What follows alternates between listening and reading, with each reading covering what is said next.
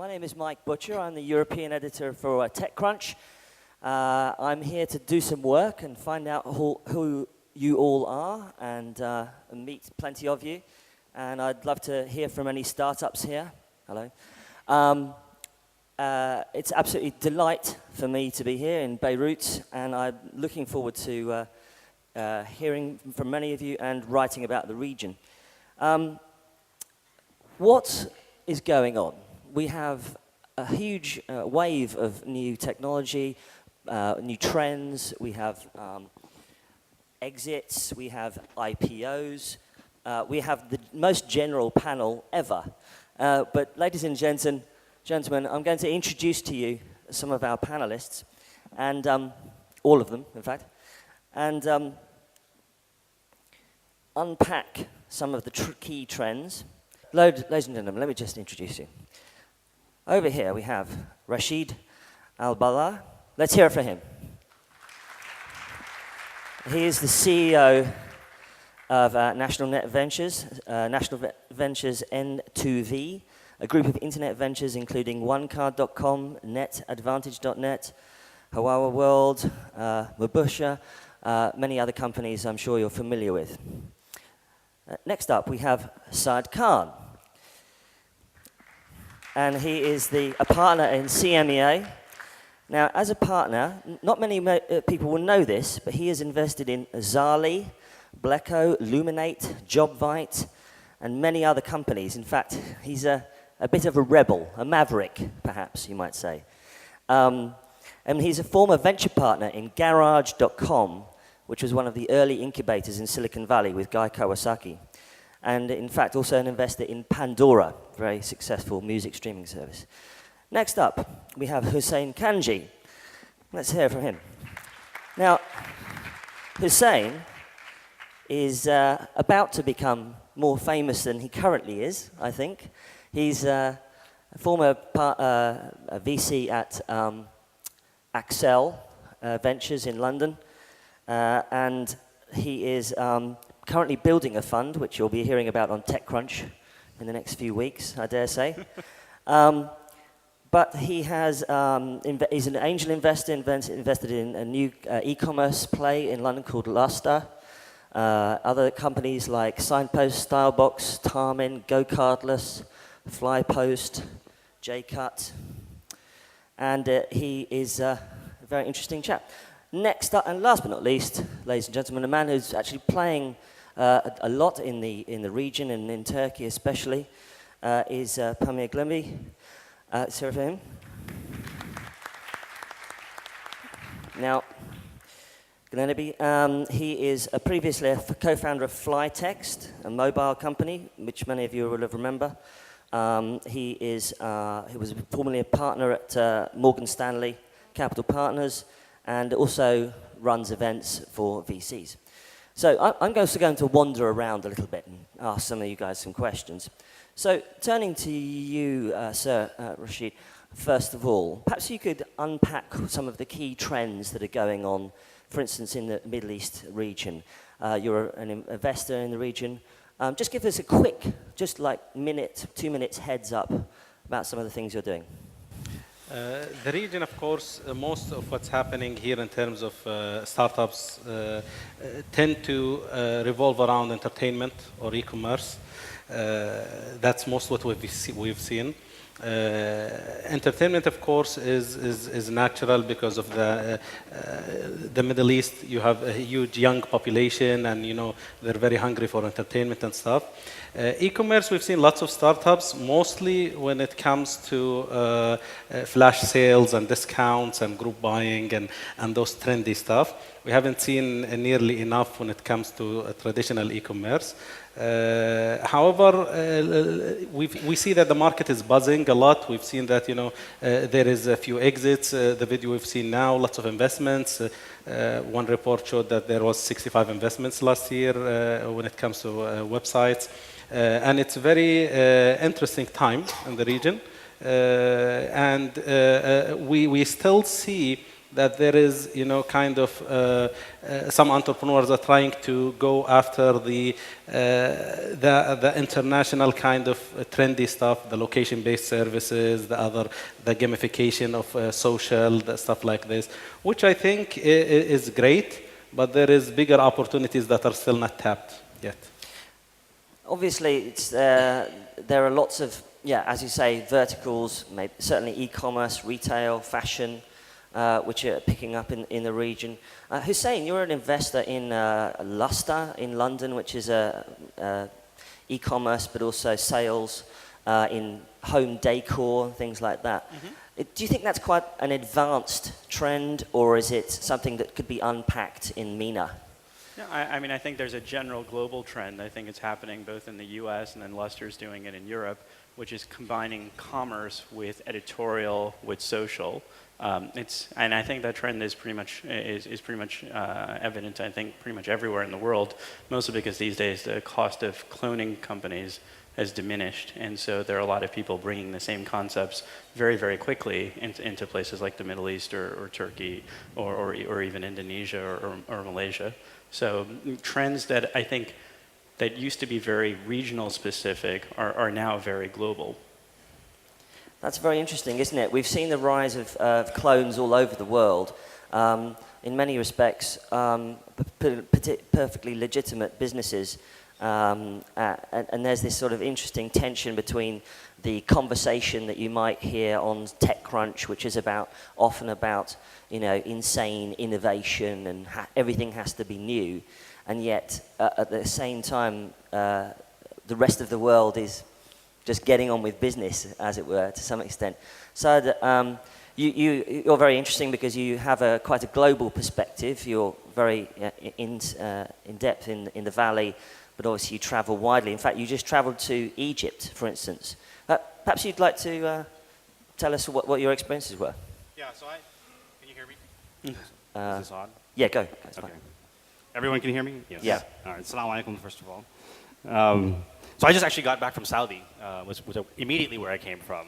And I was actually, the Google people were actually kind enough to host me there with a lot of other folks. I mean, it's fascinating what's happening in the region. I learned so much interesting stuff. So first of all, in Saudi, for instance, mobile YouTube consumption is the second largest in the world. There is in Saudi? In Saudi, right? So incredible demand for localized content. If anything, it's funny because I actually do some film stuff personally as well. So I travel between Silicon Valley and Hollywood, and I would actually think that Saudi, the opportunity was actually a lot more around Hollywood in some ways than it was around Silicon Valley, right? Because we hung out with a couple YouTube personalities there, Fahad, who's a comedian, and there's a number of different shows, and they were absolute celebrities. So it's incredible for me to watch local, homegrown folks really come into their own and create a new kind of content that just didn't exist before. Certainly, I think we've seen on the other side of this, Saudi was interesting also just because from a gaming perspective, it turns out it's actually by far the best monetizing market in MENA. We have somebody here who's an investor in Peak Games, and I'm sure you can speak to that, but it's pretty incredible. It's a consumption, entertainment, content. I mean, it's really sort of all the same trends that you're seeing anywhere else, but I think, if anything, the markets have been underserved here in a way so the growth is much, much faster here. I mean, I think just speaking to the markets, my business partner is ex-Google, and one of the things that they noticed inside of Google, and it's either Libya or it was Tunisia, when the telecom companies actually allowed you to surf the web on your mobile phone, demand skyrocketed. It was virtually exponential. So it went from pretty much zero to about 200, 300,000 people in the span of a month. So there's a ton of latent demand in the region. And we all know that Arabic content is probably the most under-indexed bit of content on the web because there's just not enough of it. So relative to the demand, there's a big gap between what's actually out there and what people actually want.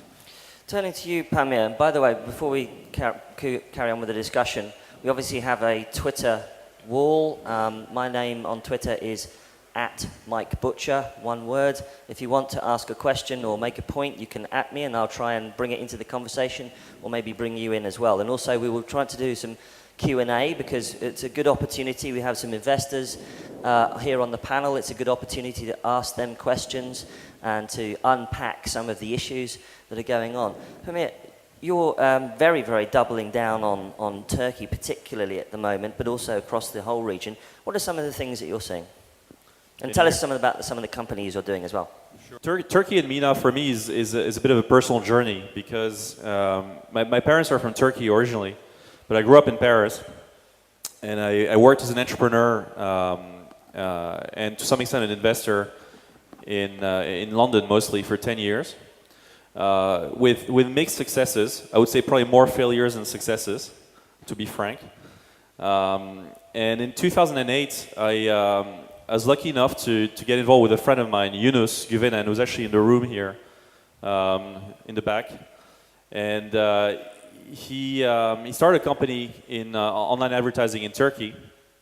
And I helped him in that process. And that really opened my eyes to the potential in this region. And as Yunus's company gained strength and became quite successful, I also started feeling more confident about the potential I was seeing at that point in Turkey, because at that point I had no idea what was going on in Mena as a whole.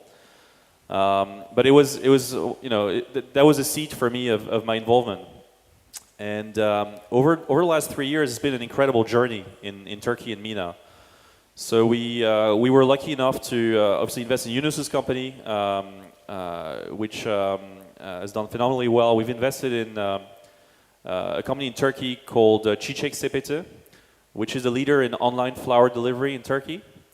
And just about 3 months ago, we announced that Amazon.com took a stake in the company. It's the first investment that Amazon has made in the MENA region, very much validating, our own investment thesis for that company and for the region.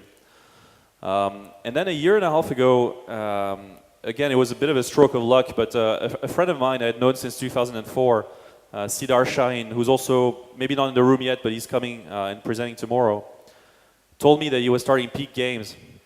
And Sidar is an extraordinary guy because he built and sold 4 companies in Turkey in the internet space in the last 8 years, and that makes him very unique. There's pretty much nobody like him in Turkey. And so when he said he was doing that, I got very excited, and we made an investment, a seed investment in his company. And today, after a year and a half, Peak Games has become the 4th largest games company on Facebook, with about 35 million people playing their games every month, 6 million people playing their games every day. And in fact, great traction in the whole of MENA. Today, about 30% of our revenues come from outside Turkey, so primarily Saudi Arabia. And we're very excited about the prospects for Peak. And then to finish the personal journey, also about a year and a half ago, I was contacted on LinkedIn, actually, just kind of like online dating almost, if you like, by Ahmed Al-Khatib, who's the founder of Marca VIP. And at the time, he had let's say, a false start here and wanted to do something else. And I flew to Jordan. I'd never been to Jordan. I knew very little about MENA at that point. And we really hit it off. And that's how Marca VIP started. And Marca VIP today is a successful e-commerce company with almost 1.5 million members who get the flash sales offers on a daily basis and has 230 employees. So all these experiences for me have been very positive, and I'm very, very excited about the potential in the MENA region. And I see a lot of opportunities to do more. So I'm a venture partner with a fund called Hummingbird Ventures, which has also invested in Marca VIP and which was the backer in Peak Games. And what we're doing now is we're also looking to, this is our 3rd fund now, but we're looking to raise a 4th fund dedicated to MENA in the next couple of months. So that's obviously a very personal journey, and you're obviously going very regional. You're taking some of the business models that have been unpacked elsewhere and applying them specifically, but also a lot of it's so much about execution, isn't it? So it's getting the execution right. But I mean, let's just compare and contrast. And what I want to do with this panel is I want you guys to let's go through like retail, let's go through mobile, let's go through group sales, and let's like pick off what's going on. But Saad, here we have an entrepreneur and a VC, an investor unpacking business models elsewhere. You know the Valley. I mean, what do you think? Do you think you can apply some of the crazy stuff that happens in Silicon Valley to this region, just completely copy-paste, or do you have to really, really adapt? So first of all, I think we should celebrate Pamir's successes. The fact that we have homegrown companies in the region that are doing so well, I think is absolutely worth a hand. I mean, I think, one of the things... Absolutely. Too. And by the way, I think there's about to be a lot more of it, and it's interesting for me to watch.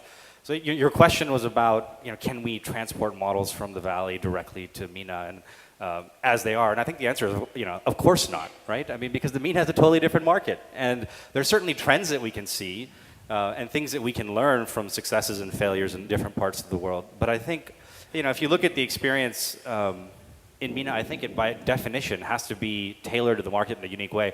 But what's interesting to me about areas like commerce, for instance, was there was a lot of evidence that those things were actually going to be successful here even before the successes that we're talking about, right? So you look at something like ArabNet's service of ship and pack, or pack and ship, rather, shop and ship, thank you.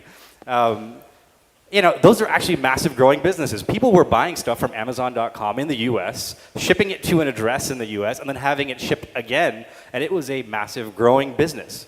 The reality was there was always latent demand, but I think localizing it is very different. I mean, for instance, credit card penetration isn't here the same way, so it tends to be cash on, sort of cash on demand, money order. It's things where, that work in the local market. And I think you're going to absolutely see more of those things. But they're not going to be full-on transplants. I mean, we can learn from what's happening, but in some cases, there's opportunities to entirely leapfrog. Is there an opportunity to almost reverse it and do business models that work here globally or in the US? I think there absolutely is. I mean, I'll give you look at a market like mobile. I was telling some of these guys, my mobile coverage in Palo Alto or on Sand Hill Road is worse than any coverage I've ever had, even anywhere in Mena. Whether I was in Egypt or in Petra or in Saudi, anywhere else, it's actually a disaster in the US at some level. If you look at how consumption happens for the internet here, it's entirely mobile driven, as opposed to in the US, it's always been sort of the first screen has been the PC. So, I think all those things just lend to opportunities for, in fact, Mena to leapfrog what's happening in the US entirely. And I'm looking for companies that are actually big enough to go out and buy companies in Silicon Valley. I mean, to me, that's the ambition, right? Not companies that are looking for a little bit of a trade sale to sell to the local, the guy in the US, but actually the guys who create the market here, build a massive one, and then go on a global buying spree. So I see. So, Rush, let's talk about mobile for a second, right? So Android's obviously taking off. What about iPhone penetration in Mena? Anyone? iPhone penetration? Rashid? iPhone penetration and Android penetration in Saudi is growing very much in the MENA in general. You have to, let me reposition it. There are some reports that say that 26% of phones in Saudi are smartphones. And 26%? 26%. That's higher than the UK at 25%. Now, you have to, of course, validate what's the definition of a smartphone first, and second is that you have to identify were all those phones bought as smartphones, or were they just bought as a status symbol because they're the most expensive ones out there. But so regardless, there's a status to smartphones. Exactly, just because it's the most expensive phone, and there is a huge purchasing power in Saudi, and people are buying them. However, we've seen huge consumption in app stores in the region. We've seen apps that get 500,000 downloads in the Middle East in the first week, and they're free apps, but still. This shows that this is a hugely growing market. There are some issues with payments, as mentioned, and there are issues with these things, but the potential is still huge. Again, what I mentioned before is that in Saudi Arabia, for example, you have a huge percentage of the population are below 19 years old.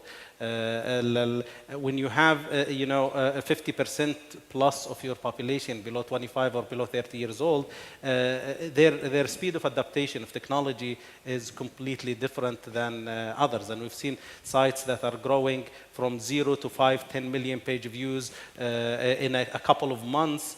one of the sites we invested in, and with something like $100 a day marketing budget, with no marketing, because there is a huge kind of demand for content services and stuff like this. But we recently saw the acquisition of Draw Something by Zynga, and as a big acquisition. Do you think that are there games here? So I'm trying to sort of relate what's going on, what you read about in the press, to what's going on in the region. Are those kinds of games happening here? Those kind of social games on mobile?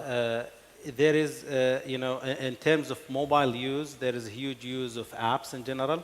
In terms of using apps as games, everyone is using, the international games, of course. But from a local game point of view, and from the local kind of location-based games and stuff like this that are happening, we haven't seen enough yet. So it's still early for location in mobile. One initiative we started as NTV is that we've started an accelerator called Start Apps, headed by Mohammed Al-Khawaja. This is a vertical accelerator focusing on mobile apps that just invest in apps. And the problem we found is that it's not, we all know that apps is a big market. We all know that mobile is a big trend happening. Saudi Arabia exceeded 200% mobile penetration recently, and the rest of the GCC and region is almost all above 100% in terms of mobile penetration. The issue is, what type of apps do you need? So we need more competition, more games, more stuff that shows, that what are the market demands for such apps are, as opposed to just copying international successful apps. I see. That's one. So we have plenty of the Quran apps and the prayer time apps and those kind of essential religious apps, but we need more apps that are relevant to the region. And we've seen in events like Startup Weekends and stuff like this in the region, amazing ideas for apps that you would never think of as an app developer individually. A group of girls in Saudi made an app for taxi service for girls. So taxi that when service they want, for girls. Yeah, so when they want to call for a taxi, they want someone they can trust driving them. They don't want anyone. So what was that called? I forget the name of the app, but the idea is that having those local kind of apps is extremely important. But there are lots of apps, but do you think there's an actual business in that, or are these kind of feature companies? No, there are businesses around them. Now, I know that telcos are starting to step up and kind of support this industry, give grants, invest, and launch shops like what the STC did recently. But we need more and more app developers. We've seen great quality of app developers and designers in the region. But as with the web, the main problem is the best practices. So yes, there are apps potential, but then if you bring a great developer and give him a bunch of money and ask him to hire other developers and designers, how is he going to develop? What framework? What kind of platform should he launch first? Where are the statistics? Where are the information? What's the best practice when it comes to user experience and stuff like this? And we've seen some great successes nevertheless. A gentleman called Bandar Rafa in Saudi, a designer, developed 2 or 3 of the best-selling apps in the App Store. He got the best app design in 2010 for his speed dialer faces. And he's done amazing apps design, and he has his own blog about user experience for apps. So we need more and more of this. Let's go up a bit. Oh, go ahead. Yeah, so I mean, just taking a really quick step back, right? You take a look at today, you have unprecedented scale that you never had before, right?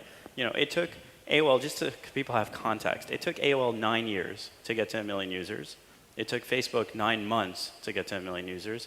It took Draw Something 9 days to get to 1 million users. These are global users, right? So, I think you have an ability from here, just as Saad was saying, to build global businesses. The big thing that's missing is, how do you bridge the talent gap back to the West Coast? And now there are great Arab founders on the West Coast. I mean, Saad and I both went to Stanford, and we saw some of the smartest kids in the PhD programs were Arabs. The founder of Cloudera is an Arab American, right? The founder of Blue Kai is an Arab American. The CTO of Revenue Science is an Arab American. the founder of AdMob is an Arab American. The question is, how do you bridge the talent base? And Pamir and I were talking about Market VIP a little bit before. It's run by the former number 4 guy from Zazzle, who's clearly bringing Silicon Valley DNA into the region. So to me, the question really for the Middle East is, how do you work both sets of communities? How do you fuse the 2 sets of talent bases to build something that can turn into global businesses? Because you definitely have the ability to. You're doing not so much mobile. You're more doing web-based commerce. Is mobile something you're going to get into? So in the case of Market VIP, I think the latest numbers are that about 20% of our transactions are via mobile phones. And what was amazing to us was that we didn't have a mobile site until a couple of weeks ago. And in spite of that, people were buying on the web version of Market VIP, but on their phone, which was very hard to use, on an iPhone or an Android phone. So that just showed us how much demand there was for mobile enabling what we were doing. With Peak Games, we started on Facebook. Then we branched out to games that are not on Facebook, but are on the web. And just 2 weeks ago, we launched our first iPhone game in the Turkish market, which is an iPhone version of our most popular game called OK. And it went to #1 on the iPhone App Store immediately, pretty much. I mean, it's a very popular game. It's played by over 1 million people every day, so that's part of the reason for the success on mobile. But for us, mobile is a very high priority at Peak Games, and it's something that I'm sure Sidar will talk more about tomorrow. So I'm personally very excited about mobile as well, because when you look at the available inventory of ad impressions on mobile ad networks in Mena, it's phenomenal. There's a ton of ad inventory available, and I think that could enable all sorts of interesting business models as well. So very, very bullish. And mobile and social are very interrelated, and it's been fascinating to see the rise of social over the last couple of years, and certainly as an observer from London myself over the last year or 18 months, it's been absolutely fascinating to see how social played a part in the Arab Spring. And I think that's been a pretty amazing event in the last year, and certainly both in politics and in business. Do we think that social, gentlemen, is social games in particular are going to feed off this huge interest now in Facebook and in Twitter? And Rashid, you were saying earlier how Facebook has so many users in Saudi now that, but there's nobody there from Facebook. Nobody's actually nobody from Facebook is actually in Saudi, even though they've got huge adoption there. Absolutely. The Arab Spring contributed to social networking in the Arab world big time. The speed of adaptation of Facebook and Twitter in the region because of the Arab Spring and news and what's happening and stuff like this increased phenomenally. Last I've checked, and it keeps changing by the day, Facebook had over 36 million users in the Middle East, about 5 million accounts in Saudi Arabia alone. And this shows the huge penetration, but what we want to see is that more focus from Facebook onto the region, opening offices, hiring a team, doing more stuff in the region, because they're not doing that yet. But when it comes to social, it's not just about the global networks. What we've seen in Saudi Arabia and in the region is that there was a huge adaptation of BlackBerry just for the BlackBerry messenger service. In it, and kids and teens were using it heavily, and when my iPhone penetration grew a little bit, they started moving onto more general platforms. So there's an app called WhatsApp that's taking the region by fire, and there is almost everyone in Saudi is on WhatsApp, and it's impressive how fast such an app penetrated Saudi with zero marketing from their side. It's just a couple of kids who discovered this cool app that they can chat over 3G on it and shared it with their friends and just got on fire. Yeah. So Facebook is by far the most efficient customer acquisition channel ever invented, right? The fact that Zynga can launch Can you guys hear me? Yeah, go ahead. Okay, so I was just saying, Facebook is globally the most efficient customer acquisition channel ever invented. The fact that Zynga can launch on day one and have 40 million people show up at their doorstep is a testament to what's possible with Facebook. I actually don't think, just pushing back a little bit, I don't think it's necessary for Facebook to have a big staff out here for people to be able to figure out how to use the API. The beauty of the web is that it's free and it's available and anyone can use it. Facebook happens to be actually very hard to leverage that channel if you want to do it well. But if you have the talent and you can figure it out, you just opened up 800 million people all around the world, a third penetration just in the Arab world. We're talking about almost 100 million people. That is what's exciting, I think, about the Facebook phenomenon. And again, it's funny, I was at the startup weekend in Egypt a few months back. It turned out F8, the Facebook developer conference, was actually happening in the morning. It was like midnight. And so when people were giving their startup weekend pitches, they were literally looking at what was coming out of F8 and incorporating them into their pitches while they were on the stage in real time. Oh, new Facebook timeline came out. Guess what? Well, the next thing that we're going to be developing is going to be a hack on top of the Facebook timeline. That information asymmetry is gone. And I think, waiting for Facebook to have a bigger presence, which, by the way, they do have some of a presence, is not the right way to think about it. The right way to think about it is, how do we do this better than everybody else? And the reality is, the web is incredibly Darwinian, right? On one hand, it's accessible to everybody. On the other hand, if you're not world class, you're not going to win. So if you succeed, and if Peak Games is doing really well, for instance, it's because they are world class developers who are out executing everybody else in the region.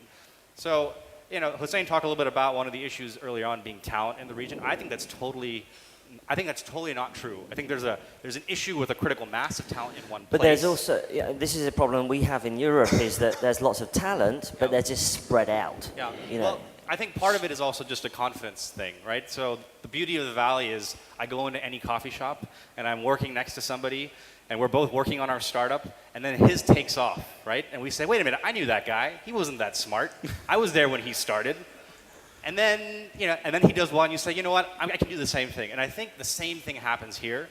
It just doesn't happen in a coffee shop. It happens because you're competing on a global level, and you're like, Zynga's games aren't that great. They actually suck. And they copy a lot of stuff. They copy my stuff. And you know what? I can out-execute them. And that's the attitude you have to win. A lot of social networking was copied from China, for instance, originally. Ladies and gentlemen, it would be wonderful to hear from you as well. If you have any questions for our panel, there's some fantastic investors here. Please, I don't know, I'm going to keep my eye on you to find out if you have any questions. If you can put your hand up and I can, there's one there. Anyone else? One there. Anyone else? Or just, okay, well, I'm going to bring you guys in a second. I don't know if we've got a roving mic or not. We have one. Do we have? Yes. Tell me where the first question is. Okay, so let's go. Put your hands up, guys, if you've got questions. One there in the middle. Good take. Now, when you ask a question, it would be fantastic if you could say who you are and what company you are with. Right there. Put your hand up. If I may just comment, Mike, while they're getting ready. Go ahead, yeah. About what Saad said just about, one moment, yeah. Facebook. When I said I want more presence of Facebook, of Google, of the international companies in the region, I didn't mean it in the sense of that they should hire developers or create a development center or come and train people on their products. What I mean it is that they should invest in growing this region. The potential of them making money out of the region, having 36 million users in the region, the purchasing power available in Saudi. Zynga, for example, their topmost, the biggest customer in the world who's charging $100,000 a month for them is in Saudi Arabia. $100,000 a month is being charged to that account. And the idea is that having such potential in the region, they need to invest in sponsoring events like this, in creating events, in talking and evangelizing, in talking to governments and showing them the importance of this, in striking deals with telcos and stuff like that. That will make the market mature faster and grow faster, and they will ultimately benefit as well as the rest of the industry here. Okay, let's get the question there. Go ahead. Thank you all. My name is Majid. I'm from a company called Vitaltronics. It's for e-health solution in Jordan. We provide localized, like Arabic content, remote health patient monitoring. My question is to all of you. How do you overcome the challenges of investing in the like Middle East market being so fragmented? Most of the company, most of the startup companies are very small. They can't go beyond their borders because of logistical reasons, because of different cultures across different Arab countries. Like a company in Jordan that needs to go to Saudi Arabia has to change its platform, has to change some of its goals, or can like start even two different branch of its company to go to beyond the borders. So how do you overcome these challenges? It's usually easier for venture capitalists to just invest big lumps of money into companies that can just expand very quickly. But these companies are usually small and requires a lot of care and a lot of like follow up on Sure. Thank you very much for that question. If we could retrieve the mic, and we have other questions as well. Go ahead. Maybe I can take that question. Yeah. I don't know if is the mic working or. Yeah, they just turn it up. Just keep talking. Okay, is it working now? No. Yeah, keep talking. Yeah. Okay. So I mean, look, market fragmentation is definitely a major issue in Mena. I think that's one of the issues. I mean, I wanted to echo actually some of the, I mean, we talked about the great stuff, the positive stuff. I was also keen to talk about some of the challenges, because I think there are also many challenges. And market fragmentation definitely is one big challenge. Obviously, it depends on your business model. If you're like Peak Games and you sell digital goods, basically, it's a lot easier. But even there, it's not that straightforward, because you need various payment methods, and you need to be able to collect money from various countries. So even there, it's challenging. If you're like Marca VIP, then you're talking about the serious logistical challenge. I mean, I think logistics is probably the one biggest challenge we have at Marca VIP, because we're operating in 8 countries. We now have legal entities in almost every single country. We have legal entities in 6 out of the 8 countries now. Was it easy to set those up or difficult? Actually, setting them up was easy, but what's hard is just managing that complexity. And cross-border logistics and so on is really not a piece of cake. So if you want to think about it positively, you'd say the barriers to entry are very high to do this properly. But at the same time, it's a major challenge. And is there something that MENA countries can do, policymakers at a government level can do to make it easier for businesses, for technology businesses to operate?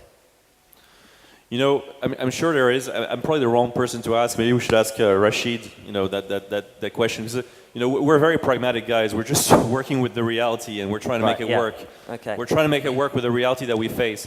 But for example, in Europe, even though you have a fragmented market, you can move goods freely from country to country. So that makes logistics a lot easier. If I may comment on this, go ahead. Pamir. There is definitely a lot governments, education, infrastructure, companies and stuff can do, but we shouldn't be waiting for them. The opportunity is there, and as Pamir said, they're working against all these things, and there are workarounds and there are ways of getting things done. However, the important thing to look at is that there is no single country in the Middle East that could have a full ecosystem within that country, and that's what governments have to think about. Every government is trying to do initiatives only within their jurisdiction and within their countries. However, if you look at the Middle East, you have the eyeballs in Egypt, you have the purchasing power in Saudi, you have the talent in Jordan, you have the creativity in Lebanon. It's fragmented. And in order for it to make sense to have the numbers, the economy of scale, you need to look at the Middle East as one region. And reality is they are speaking different slang languages, there is different taxation, different regulation, different stuff happening in those markets. But what we've seen over and over, if you have a good enough service, a killer app for them, it doesn't matter. And that's why you see what the question was about, doing something for each country specifically. Yes, if you are writing the content and you hire Jordanian writers to write the content, it won't fly in Saudi. But if it's truly crowdsourced and the users are contributing because your platform is great, then it wouldn't matter. It would have subsections for Saudi, for Egypt, for every country. Sure. I want to get just Omar. I just want to check how long we've got left for the panel. If somebody could tell me, 5 minutes. I know that we're running over time a little bit with the conference schedule, but maybe 5 more minutes. Okay. So we have 2 more questions over here. If we could get the person with the microphone to come over to this end. Hello, microphone person. Yes, here. Go ahead. My name is Naji Saloom. I'm the Chief Marketing Officer of N2V. In fact, my question is for you, Mike. Okay. A critical attribute of success for startups, mobile apps, and all the web products is having enough distribution or awareness. Most of these platforms that offer regional or even global reach happen to be in the US, typically TechCrunch, Mashable, and the likes of it. Given that we all agree that the internet is happening and it's booming in the region, what would it take for TechCrunch, speaking on behalf of all the major platforms in the US, what would it take for TechCrunch to start covering more news and help these startups reach eventually global awareness? Absolutely. Well, you put me on the spot. I think many people here would like to hear the answer. Absolutely. Well, first of all, I'm trying to come here more often myself physically. But the other thing, I think this is something I say to startups all the time, is like learning how, and I dare say some of the guys on the panel would agree, is like learning how to pitch your startup, learning how to access the press is something that is basically common to any, you can be from anywhere on the planet, but you still have to approach the technology press generally in a similar kind of way. So let me just say one thing first of all, and then I'll answer your question. So first of all, guys, if you want to, I have a presentation on this on my personal website called mbites.com. The top post on there, that's how to pitch TechCrunch, basically. It's a presentation and a video, and I just put it up there because I was tired of telling people how to pitch TechCrunch. So just being able to say succinctly what you do, how much VC you've got, if you've got any, how many staff you are, where you're operating from, how the actual, what the actual startup is. Just do it very succinctly and simply. Secondly, in terms of coverage, it's often hard for Silicon Valley-based blogs to actually understand what's going on in the rest of the world. That's why they, get guys like me coming out from London to be able to come. I'm only 4 hours away on a flight, so, but also, I'm on the end of an email, mikebutcher@techcrunch.com. Email me, right? It's not that hard. So if you want to contact us, just do that. You can also email tips@techcrunch.com. We've got the Wall Street Journal here down. Ben, put your hand up. Wall Street Journal Europe is here. So we're trying to make an effort to come out here. But also, I love to hear from local bloggers, contributors. If you're actually a writer in the region and you want to do a guest post on TechCrunch, you can always pitch us an idea. But yeah, long term, I agree. I absolutely do agree that there needs to be more media here, and I'm excited to see what's going on. It's a bit hard for me to say we're launching in Mena right now, but watch this space maybe. So Arabic language TechCrunch in 6 months? Yeah, 6 months time. No, but it'd be great if we could. I'll take your point back to the editor of TechCrunch, Eric Eldon. Thank you very much for your point. I think there was one more question at the end. Was there another chat there? I wanted to echo actually. Sure. I just wanted to add something on the question on talent. I think we were discussing talent earlier, the availability of talent and so on. My experience is that it's actually hard to find talent. I think it's hard everywhere in the world. It's not just hard, here. Talent is you can find money, you can find ideas, but finding great people is always, I think, the most challenging part of any venture.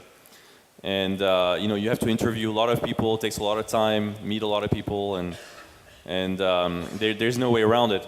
Specifically, when looking at Mena in Turkey, I think one of the challenges is that there aren't a lot of people who went through a cycle of ventures and growth companies. Let's say, for example, at Marca VIP now we're looking for a CFO, and so we've just started a search for a CFO at Marca VIP, and we find it challenging because we're not finding people who went through this kind of venture-backed business that grows fast but has specific challenges. And in our case with e-commerce, it's also challenging because e-commerce is very peculiar. And so in fact, I think what we're doing is we're more betting on people's potential and people's ability to learn fast than on their existing knowledge or experience, because the reality is it's really hard to find experienced operators for these kinds of businesses. And one more thing I just want to add about that is, if I look at the companies that we got involved with, if I look at Cedar, for example, the founder of Peak, as I mentioned before, he's a 4-time serial entrepreneur previously, with varying successes. Some of his ventures failed, some of his ventures succeeded. And that was absolutely critical because, Peak wasn't just, luck has some part in it, in the growth so far, but it's not just about that. It's actually, I think Cedar brought to the table 10 years of pain, failures, sweat, whatever you want, and made Peak happen. It's not something that happened in the last year and a half. It's actually something that happened in the last 12 years, in reality. So all I can say for all the entrepreneurs and everyone in this ecosystem is it's just good to get out there and do things. It's good to fail. It's good to keep trying and do new things because that's how ultimately you achieve success, I think. Absolutely, good word. What I would like to, so the last thing I want to say, I think obviously we're running out of time on the panel, but I just want to do one last thing with the panel, which is this. If in 5 years' time we come back and we have ArabNet again in Beirut in 5 years' time, I'm looking forward to that, what ecosystem will we have in the MENA region? Will we have an ecosystem of a few people who did well, or will we have an ecosystem similar to Silicon Valley where you have many angel investors, many entrepreneurs, many VCs, people able to recycle the success back into the ecosystem? Rashid, briefly, just very, very briefly, what do you think? I don't think having a few successes is an option. Simply having a few skyscrapers in the middle of the desert is useless. You either have a full ecosystem with hundreds and thousands of startups that succeed and grow and regardless of who's making most of the money, or it will be a market for international companies to come and localize and take over. So the region would be just a consumer to international platforms that are poorly Arabized. So I think it's one of those two options. We have two. Pamir, what do you think, briefly? Will the ecosystem be more supportive of entrepreneurs and will there be an angel next door for a startup? Well, look, I think already in 12 months, I'm amazed how things have changed in MENA. I was here at ArabNet last year. I think it was a very different scene even 12 months ago. And also looking at the Turkish scene, 3 years ago, I was still talking to people in Turkey who were saying, e-commerce is never really going to take off in Turkey because in Turkey people need to touch the products, blah, blah, blah. And guess what? 3 years later, there are hundreds of e-commerce companies. Some companies are doing close to $300-400 million in sales. So they've grown like crazy. And all these things happen in just literally 3-4 years. So I think we're right in the midst of a major change, and I think there will be. I actually see an ecosystem being built. I think it's great to see some, a lot of smart, accomplished people who are coming into this ecosystem.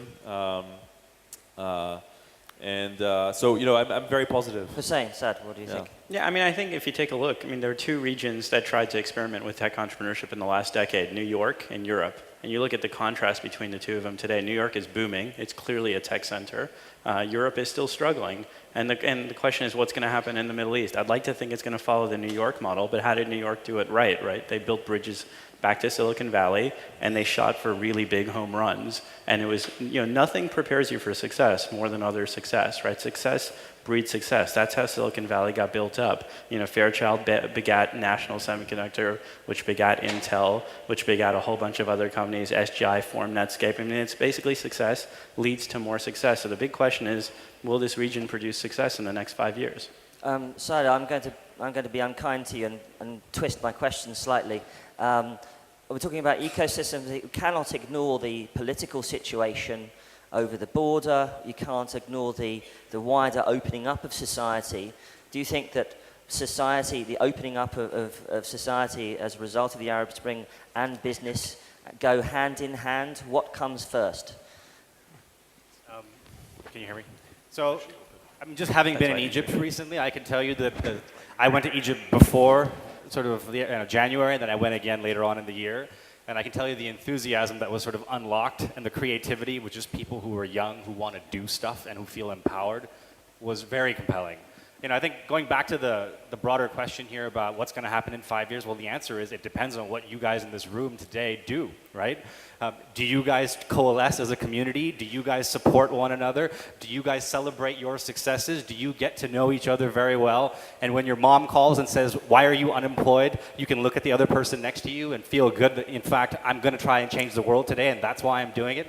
That is what it's all about, right? So do I see it? I mean, I think the question goes back to the audience and the people in the region, and I think it's your destiny. So you do it. Well, ladies and gentlemen, it's been a pleasure to talk to you Mike, today. if I may just have a couple of comments. One, people keep tweeting that Zynga is making $100 million a month in the region. It's not true. I didn't say that. And I don't think that's true. so I said I know one individual in Saudi who's charging $100,000 a month in Zynga, and that's just a comment. The other thing is that because this is a panel about hot trends of what's happening in web and mobile, it's very, very important for the entrepreneurs out there not to get carried on with what's trendy in the US and just try to copy it here. It doesn't work that way. If you want to do what's trendy, if you want to go to the cutting edge, you should do a global company. You should do it in English. You should target the international market with it. Don't try to come to immature technologies and try to implement it on a small market and have double challenges. However, and I quote Mohammed Jawdat, VP of Google here, who recently in a Saudi event, an event for Google in Saudi, said that the Middle East missed two parts of the internet revolution in the world. So the late 90s was all about content. The early 2000s was all about e-commerce. Then came social. Then came other trendy stuff and entertainment and social. So we caught on the entertainment, we caught on the social, we are catching on, but we are ignoring content and we're ignoring e-commerce, and that's where the beef is. So let's not go and just try to target the trendy stuff. Let's do what matters. Great. Well, ladies and gentlemen, it's been a pleasure to talk to you and to have our panel. Lastly, I just want to say briefly that I see someone tweeting that it's not good enough that TechCrunch isn't on the ground. Well, let me just say something. Why don't you become an entrepreneur in your own right and start your own TechCrunch, right? Maybe we'll buy you. Apparently, AOL has some money. So, ladies and gentlemen, please thank our panel. And it's been a pleasure. Thank you very much.